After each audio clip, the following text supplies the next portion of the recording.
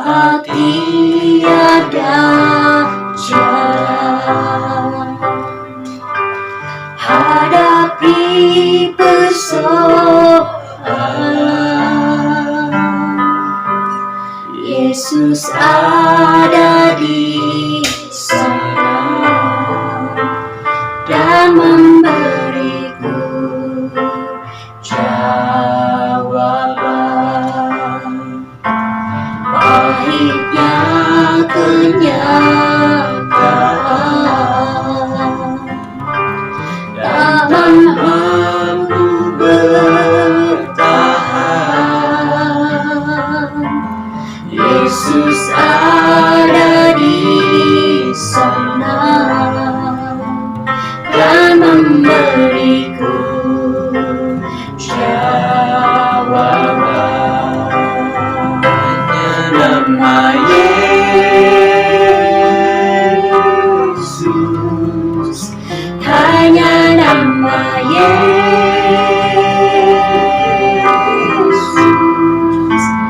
hanya nama Yesus,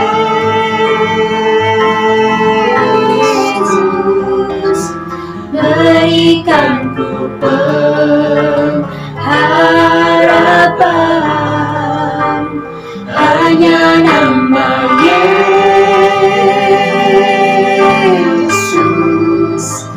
hanya nama Yesus,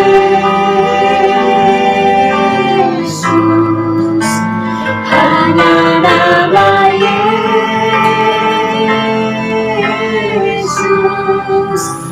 berikanku kepastian.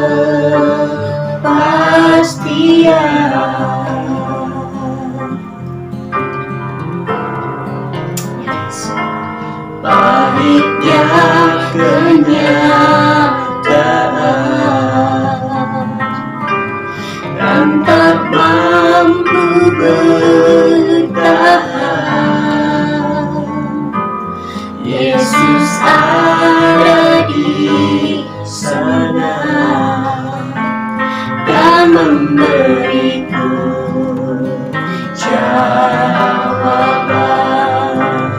Hanya nama Yesus,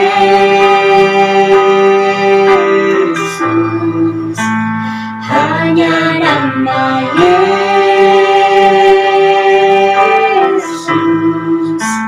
hanya nama Yesus,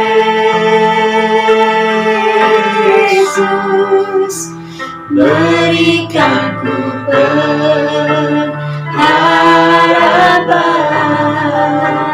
Hanya nama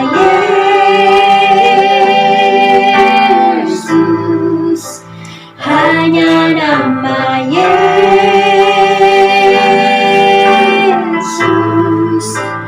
hanya nama Yesus,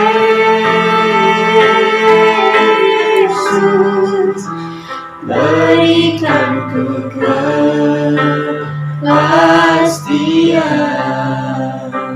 Hanya nama Yesus, berikanku kepastian.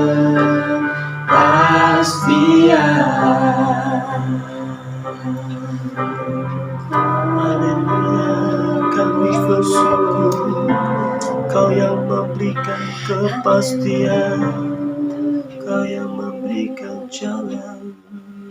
Tuhan, terima kasih di hari yang sungguh indah dan luar biasa ini. Kami akan mendengarkan firman Tuhan. Urapi hamba-Mu yang akan menyampaikan firman itu, supaya firman ini menjadi kekuatan bagi roh dan jiwa kami. Tubuh kami diberi kekuatan untuk melakukannya. Terima kasih banyak Tuhan. Kami serahkan pemberitaan firman Tuhan. Dan bagi setiap yang mendengarkan, Engkau juga berkati, beri hikmat, kemampuan untuk mengerti akan kebenaran-Mu. Dalam nama Tuhan Yesus kami sambut firman Tuhan. Haleluya. Shalom umat Tuhan, dimanapun kita berada, bersyukur dan bersukacita hari ini kita dapat beribadah dan bertemu kembali di dalam anugerah Tuhan. Pada kesempatan kali ini kita akan belajar kebenaran firman Tuhan.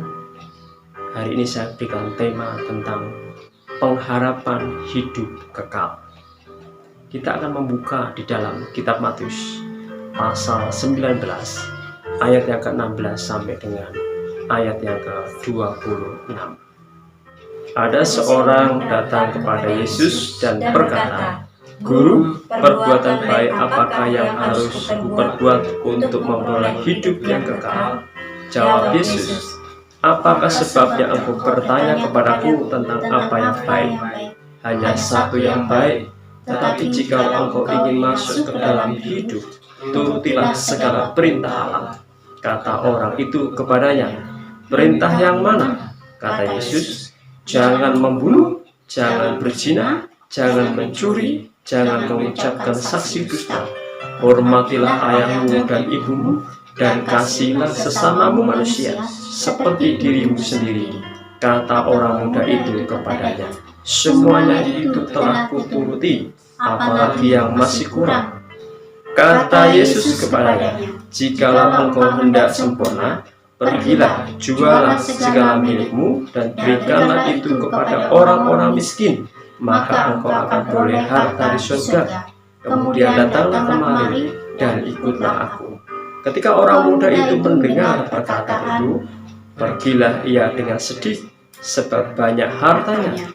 Yesus berkata kepada murid-muridnya, "Aku berkata kepadamu, sesungguhnya sukar sekali bagi seorang kaya untuk masuk ke dalam kerajaan surga.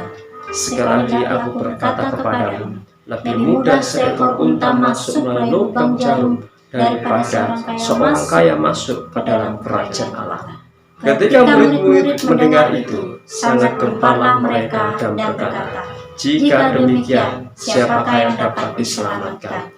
Yesus memandang mereka dan berkata, "Bagi manusia hal itu tidak mungkin, tetapi bagi Allah segala sesuatu mungkin."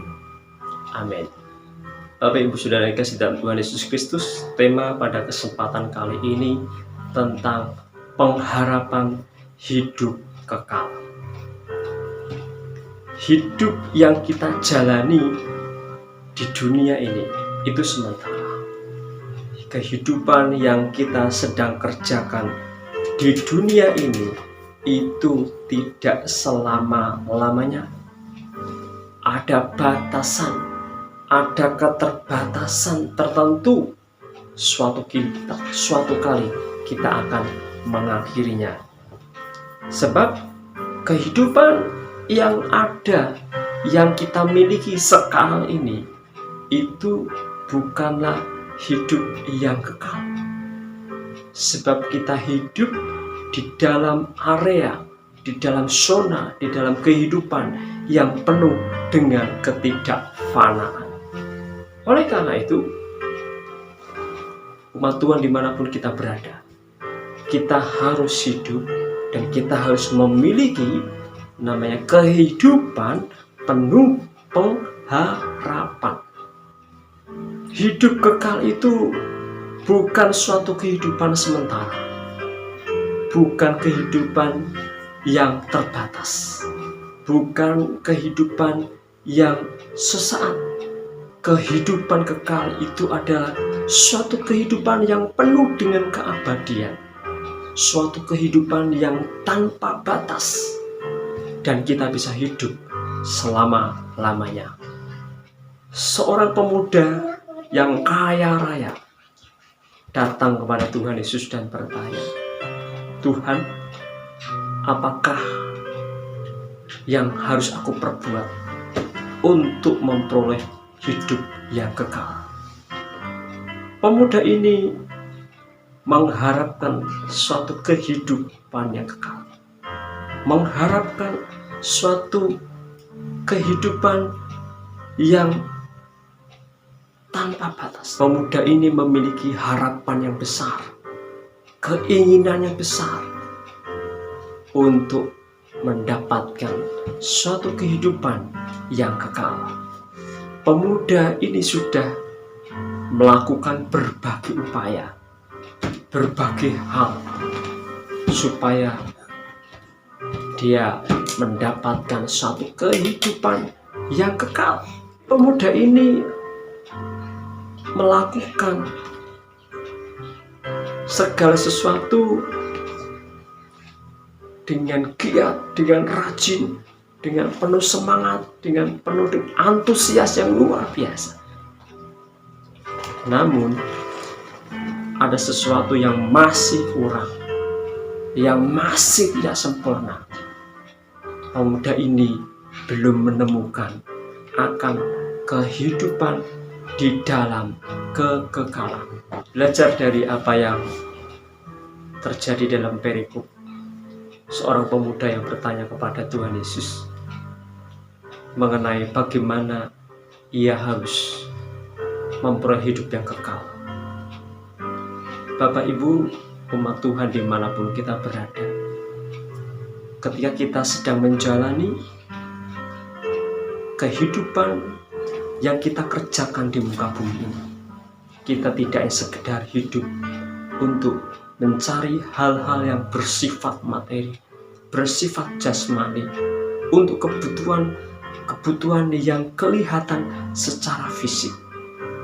Tetapi kita harus mencari sesuatu hal yang tidak kelihatan, yang tidak bersifat materi, yang bersifat penuh dengan keabadian, yaitu kehidupan yang kekal. Oleh karena itu, selama kita hidup di dunia, pengharapan kita bukanlah hanya berdasarkan pada apa yang kelihatan, tetapi apa yang tidak terlihat itu harus menjadi pengharapan kita, menjadi keinginan kita, menjadi motivasi kita, bahwa kita harus hidup di dalam pengharapan hidup kekal. Nah, bagaimana kita akan memperoleh, atau bagaimana cara kita mendapatkan kehidupan kekal? Yang pertama, hidup itu sempurna. Materi, harta, kekayaan tidak akan pernah membawa kita kepada suatu kesempurnaan hidup. Materi bukanlah tujuan untuk mendapatkan kehidupan kekal. Materi tidak akan pernah membuat hidup kita memiliki kehidupan yang kekal. Materi juga tidak akan pernah bisa membawa kita untuk mengalami suatu kehidupan yang kekal. Materi itu sesuatu yang tidak fana, tidak kekal. Maka dia tidak akan pernah bisa menyempurnakan hidup kita, membawa kita pada dimensi kekekalan hidup. Ayat 21 di situ Tuhan Yesus berkata kepada pemuda yang kaya ini. Kata Yesus kepadanya, "Jikalau engkau hendak sempurna, pergilah, jualah segala milikmu dan berikanlah itu kepada orang-orang miskin, maka engkau akan beroleh harta di surga. Kemudian datanglah kemari dan ikutlah aku." Harta, kekayaan, materi, dan semua yang berupa fisik, saya katakan bahwa tidak akan pernah mengantarkan hidup kita kepada kehidupan kekal. Maka setiap kita harus berusaha bagaimana mencari kehidupan kekal itu. Kalau kehidupan kekal itu bukan terletak pada hal yang bersifat materi, maka kita harus mengejar kehidupan kekal itu dengan hal yang benar, dengan yang Tuhan sudah tunjukkan kepada kita. Pemuda yang ingin mencari hidup kekal, Tuhan Yesus berkata, "Jualah hartamu dan berikan kepada orang miskin, lalu ikutlah aku." Materi itu tidak akan pernah memberikan kebahagiaan hidup kekal. Materi itu harus kita tinggalkan. Kekayaan, harta tidak akan mengantar kita kepada kehidupan kekal. Yang akan mengantar dan membawa, bahkan yang menunjukkan hidup kekal, itu hanya di dalam Tuhan Yesus. Oleh karena itu, kalau kita ingin menemukan hidup yang sempurna, maka kita harus berani berbagi, berani melepaskan apa yang menjadi materi kita, harta kita, keberadaan kita, dan kita harus membagikan apa yang kita miliki untuk orang lain. Kita harus memuliakan Tuhan dengan harta kita, dengan kekayaan kita. Ketika kita memiliki kekayaan, ketika kita memiliki materi, mari gunakan materi itu untuk kemuliaan Tuhan. Bagaimana kita bisa memuliakan Tuhan? Ya, kita harus berbagi kepada orang lain, kepada orang yang lemah, kepada orang yang miskin, kepada orang yang tidak memiliki apa-apa. Berikan apa yang kita punya, maka Bapa di surga itu akan melihat apa yang kita kerjakan, dan kita sedang mengumpulkan harta di surga. Katakan, dan ikutlah aku. Maka setiap orang yang percaya ikut Tuhan Yesus itu akan memperoleh kehidupan yang kekal. Di dalam Matius pasal yang ke-25 ayat yang ke-35, Tuhan Yesus berkata, sebab ketika aku lapar, kamu memberi aku makan. Ketika aku haus, kamu memberi aku minum. Ketika aku seorang asing, kamu memberi aku tumpangan. Ketika aku telanjang, kamu memberi aku pakaian. Ketika aku sakit, kamu melawat aku. Ketika aku dalam penjara, kamu mengunjungi aku. Maka orang-orang benar itu akan menjawab dia, katanya, Tuhan, bila manakah kami melihat engkau lapar dan kami memberi engkau makan, atau haus dan kami memberi engkau minum? Bila manakah kami melihat engkau sebagai orang asing dan kami memberi engkau tumpangan, dan telanjang dan kami memberi engkau pakaian? Bila manakah kami melihat engkau sakit atau dalam penjara dan kami mengunjungi engkau? Dan raja itu pun akan menjawab mereka, aku berkata kepadamu, sesungguhnya segala sesuatu yang kamu lakukan untuk salah satu dari saudaraku yang paling hina ini, kamu telah melakukan untuk aku. Jadi Tuhan Yesus mengajarkan kepada pemuda ini sebenarnya, kalau mau ikut Tuhan, kita harus berani menolong orang miskin, orang yang tidak memiliki makanan, minuman, pakaian. Dan kita harus memberi apa yang kita miliki. Sebab Tuhan sudah memberikan teladan kepada kita. Hidup kita bukan lagi untuk diri kita. Hidup kita harus kita berikan untuk kemuliaan Tuhan, untuk orang lain. Orang yang mau mengikut Tuhan, mengikut Kristus, harus berani memberi hidup untuk Tuhan. Kita memberi hidup untuk Tuhan, yaitu memberikan hidup kita bagi orang lain, melayani orang lain, itu melayani Tuhan. Kita melayani Tuhan itu melayani sesama. Kita melayani sesama itu sama dengan kita melayani Tuhan. Itulah kehidupan yang sempurna. Harta yang kita miliki harus kita pergunakan untuk memuliakan nama Tuhan. Tuhan berkata, kumpulkanlah harta di surga. Gengat dan karat tidak akan merusakkannya. Pencuri tidak akan membongkarnya. Umat Tuhan dimanapun kita berada, seberapa banyak kita sudah hari-hari kita mengumpulkan harta di surga, harta yang tak ternilai, harta yang abadi, harta yang penuh kekekalan untuk bekal hidup kita. Sudahkah kita mengerjakan apa yang menjadi keinginan petunjuk dari Tuhan? Mari kita berbagi. Mari kita berlomba-lomba mengumpulkan harta di surga. Mari kita berlomba-lomba mencari satu kehidupan kekal. Bukan hanya berlomba mencari sebanyak-banyaknya harta secara fisik, finansial, materi, kekayaan untuk hidup kita. Tetapi kita juga harus berjuang, berlomba mencari dan mengumpulkan kehidupan yang abadi, kehidupan yang kekal.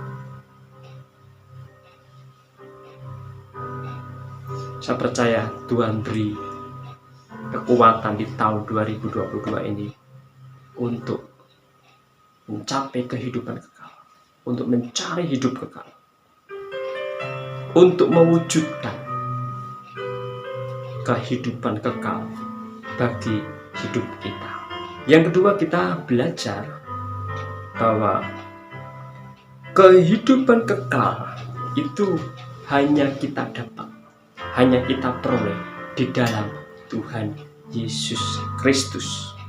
Secara tidak langsung pemuda yang bertanya kepada Tuhan Yesus itu sudah menemukan jalan, menemukan kehidupan kekal di dalam Tuhan Yesus. Sesungguhnya pemuda ini sudah bertemu dengan sang pemilik kehidupan kekal, yaitu Tuhan Yesus Kristus. Dan Tuhan Yesus menunjukkan jalan kepada seorang pemuda ini untuk mendapatkan kehidupan kekal.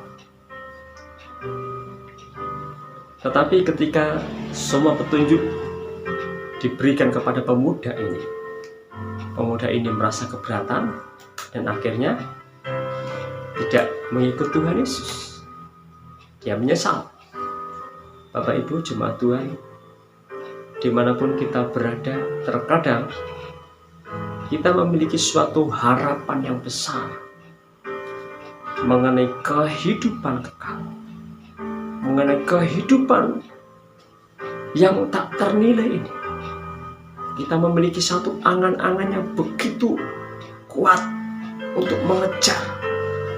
Kita berambisi, aku mau mencari Tuhan, aku mau mendapatkan hidup yang kekal. Tetapi terkadang kita mengalami satu kendala-kendala tertentu. Kita mengalami keberatan-keberatan tertentu ketika kita berusaha untuk mengejar kehidupan kekal itu. Ada tantangan dan terkadang itu membuat kita mengalami keberatan-keberatan. Bagaimana tidak? Seorang pemuda yang hidup dalam kekayaannya harus rela melepaskan kenikmatan-kenikmatan secara fisik, secara dunia. Harta yang begitu banyak harus dijual dan harus berbagi kepada orang-orang yang miskin, orang-orang tidak punya, orang-orang yang membutuhkan. Terkadang kita memiliki harapan yang besar, tapi tidak diimbangi dengan kesiapan diri kita, mental kita, tantangan yang kita hadapi. Terkadang kita tidak berani mengikuti aturan yang Tuhan sudah tetapkan, petunjuk-petunjuk yang Tuhan sudah berikan. Kita tidak berani melangkah untuk mengikutinya. Mungkin secara fisik kita merasa hal itu berat, hal itu sesuatu yang menyakitkan kita, ataupun membuat kita ini mengalami kerugian-kerugian. Tapi sesungguhnya tidak ada hal yang rugi di dalam Tuhan. Hal yang rugi kalau kita ini hanya mempertahankan hidup ini sebatas fisik materi. Tuhan berkata, kalau kamu takut kehilangan nyawamu, maka akan kehilangan nyawamu. Kalau kamu takut kehilangan hartamu, maka kamu akan kehilangan hartamu. Tapi orang yang berani kehilangan nyawa tidak akan kehilangan nyawa. Orang berani kehilangan harta, maka Tuhan akan berikan harta. Itu yang Tuhan katakan. Artinya kalau kita berani melepaskan sesuatu yang kita miliki, pengorbanan yang kita miliki, maka Tuhan juga akan mengganti apa yang hilang. Apa yang sudah kita lepaskan, maka otomatis apa yang terlepas dari kita itu Tuhan akan ganti. Mungkin yang hilang adalah harta, tapi Tuhan berikan hal-hal yang rohani, hal-hal yang lain. Terkadang kita terlalu berat untuk mengikuti prosesnya Tuhan. Terkadang kita tidak berani terlalu taat untuk mengikuti aturan yang menjadi maunya Tuhan. Bahkan tidak berani untuk mengikuti petunjuk-petunjuk Tuhan yang harus kita kerjakan dalam hidup kita. Kita terkadang terlalu berat untuk meninggalkan materi, meninggalkan harta, meninggalkan apa yang kita miliki, melepaskan apa yang menjadi kepunyaan kita, keberadaan kita. Dan kita terlalu berat untuk meninggalkan hal-hal itu. Kita lebih sayang kepada apa yang kita miliki, kepada apa yang kita punya. Dan kita berat untuk berbagi, untuk melayani, untuk mengasihi. Sebab ketika kita ini dituntut Tuhan, mengikuti petunjuk Tuhan, maka kita harus mengasihi sesama dan mengasihi Tuhan. Itulah hukum yang Tuhan inginkan. Kita harus mengasihi sesama dan mengasihi Tuhan. Kita harus mengasihi Tuhan dan juga mengasihi sesama. Semua harus kita kerjakan. Kita tidak boleh terlalu sayang dengan diri kita, dengan harta kita. Maka yakin dan percayalah, ketika kita siap untuk ikut Tuhan, maka apa yang menjadi kesayangan kita, kenikmatan kita, itu harus kita salibkan, harus kita pakai untuk mengasihi Tuhan dan mengasihi sesama. Yohanes pasal yang ke-17 ayat yang ketiga berkata, inilah hidup yang kekal itu, yaitu bahwa mereka mengenal Engkau satu-satunya Allah yang benar dan mengenal Yesus Kristus yang telah Engkau utus. Satu-satunya Allah yang benar itu hanya di dalam Yesus Kristus, yang memberikan, yang menuntun dan membawa kita kepada kehidupan kekal. Maka kalau Tuhan Yesus berkata dan memberikan petunjuk demi petunjuk, kita harus ikuti, kita harus taati, kita harus rela, sebab Tuhan memberikan petunjuk-petunjuk kehidupan yang kekal. Tuhan Yesus berkata, akulah jalan, kebenaran, dan hidup. Hanya di dalam Tuhan Yesus kita akan memperoleh kehidupan kekal.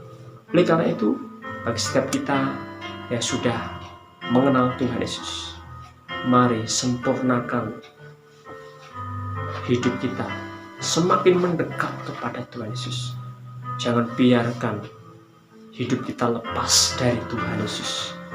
Hidup kita harus terikat dan mengikat dan semakin erat kita membangun kehidupan di dalam kekekalan dalam Tuhan Yesus Kristus.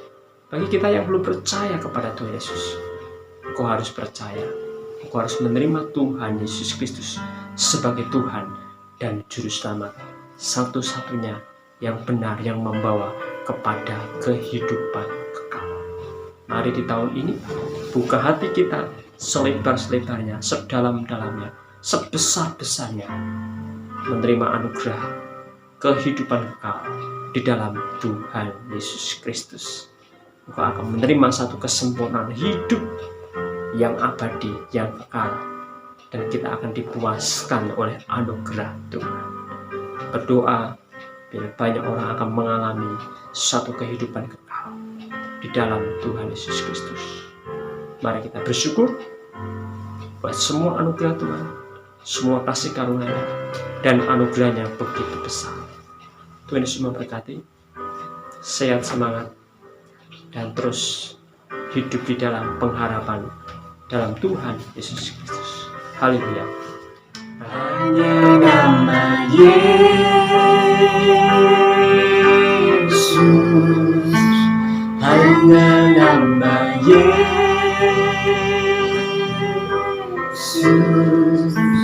hanya nama Yesus, berikan ku pengharapan.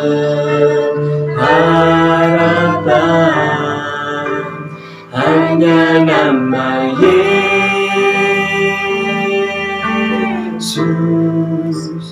hanya nama Yesus,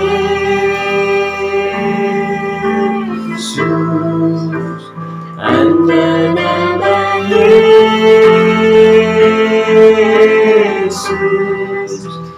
berikan ku kepastian. Tahun 2022 ini kita mengarahkan seluruh harapan kita, seluruh kekuatan kita, iman kita hanya kepada Tuhan Yesus Kristus.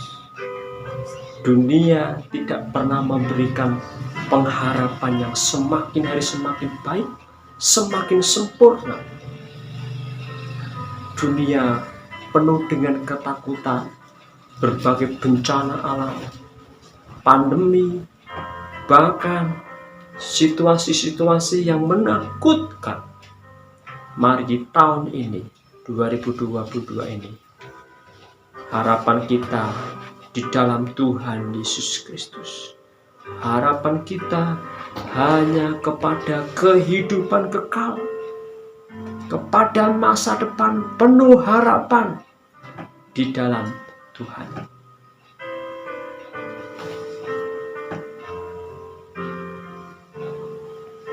Bapa di surga, menyerahkan seluruh umat-Mu di tahun ini.